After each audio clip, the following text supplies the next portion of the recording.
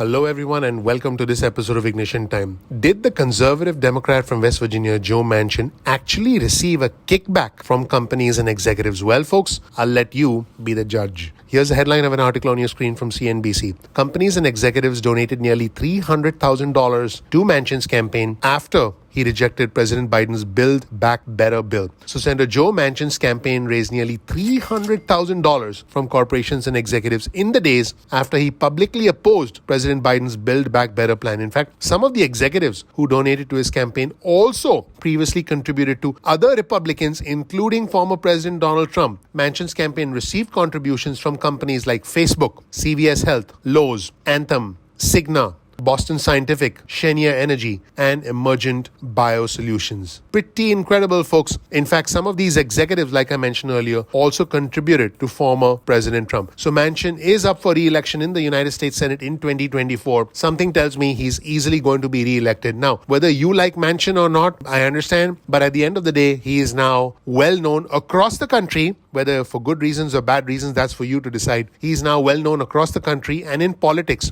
Notoriety and name recognition is money. It is re-election. Politics is about timing, opportunity. It's about perception, and it is about tribalism. Joe Manchin has created the perception that he wants to prevent the country from going down a spiral of inflation, and he wants to try and preserve the country's debt profile, make sure we don't end up deeper in debt. And I have a feeling that the voters in West Virginia will reward him for it, and he will be re-elected. So Manchin is up for re-election in 2024. His campaign actually raised just more than $1.5 million in the fourth quarter, and they ended their entire campaign at the current time has over $6 million at hand. In fact, Manchin's campaign has never raised that much money in the October to December quarter, according to a campaign finance expert. More than $280,000 from corporate PACs, political action committees, and influential donors came after Manchin announced on Fox News in December that he would not be backing President Biden's major spending bill, which of course is known as the Build Back Better plan. Following his announcement that he would not vote in favor of President Biden's Build Back Better plan, records show that Manchin's campaign received contributions from companies again like Facebook, CVS Health, Lowe's, Anthem, Cigna, Boston Scientific, Cheniere Energy, and Emergent Biosolutions. These donations ranged from $1,500 to $5,000 at a time. In fact, Manchin's campaign also received individual contributions from top-level executives after he opposed the Build Back Better plan. He received a $5,800 contribution from the Republican mega donor and Home Depot co-founder Ken Langone. The billionaire also separately contributed to Manchin's political action committee, which is called Country Roads. Langone had previously supported Trump when he ran in 2016 and endorsed many of former President Trump's economic policy. Another individual, real estate magnate Richard Lefrak, who has mainly given to Trump and Republican candidates' committees, donated $5,800 to Manchin's re-election campaign after he opposed the Build Back Better Act. In fact, Lefrak's sons, Harrison and James, who have given money to Democrats and Republicans, combined to contribute over $10,000 to Manchin's campaign. David Fisher, who's a Trump donor who also served as a former president's former ambassador to Morocco, gave $5,800 to Manchin on the 20th of December. Other donors who have financed Republican campaigns and gave to Manchin's re-election effort late last year include real estate titan John Cushman III, veteran lobbyist Catherine Finley, healthcare executive Robert Petricelli, and Joel Myers, CEO of AccuWeather. In fact, a month before his contributions to Manchin's operations, Langone praised the senator live on CNBC. Langone also said he intended to host a massive fundraising event for the conservative Democrat. In fact, why don't we take a look at a video featuring Ken Langone, who said, "I'm going to have one of the biggest fundraisers for Senator Joe Manchin." Pretty incredible, folks, what is happening. Again, this is a Republican mega donor and Home Depot co-founder Ken Langone, who is now supporting the one and only conservative Democrat from West Virginia, Joe Manchin. Let's actually take a look at a comment from Langone. He said this: "I don't see leadership any place in this country. Thank God for Joe Manchin. I'm going to have one of the biggest fundraisers I've ever had for him. He's special, he's precious, he's a great American." Let's roll the tape and hear from the mega donor Ken Langone, who says, "I'm going to have one of the biggest fundraisers for Senator Joe Manchin." Let's roll the tape and watch. Don't get mad at me, but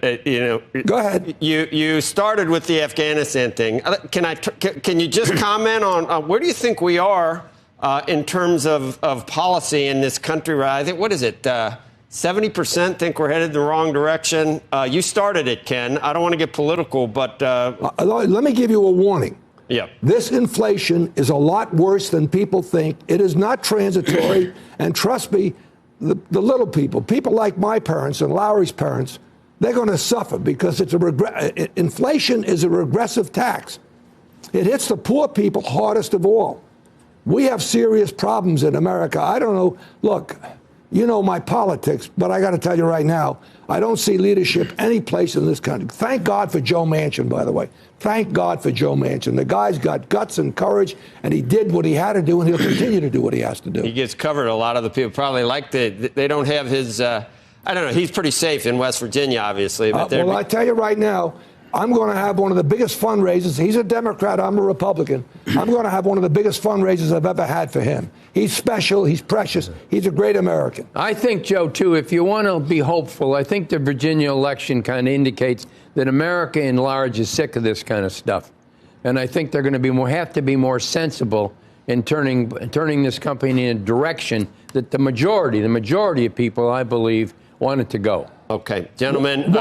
Joe, one more plug. Joe, we need to broaden the process of diversity of thought in colleges and universities in America. That's another big issue in America. We've got to address the need for open discourse.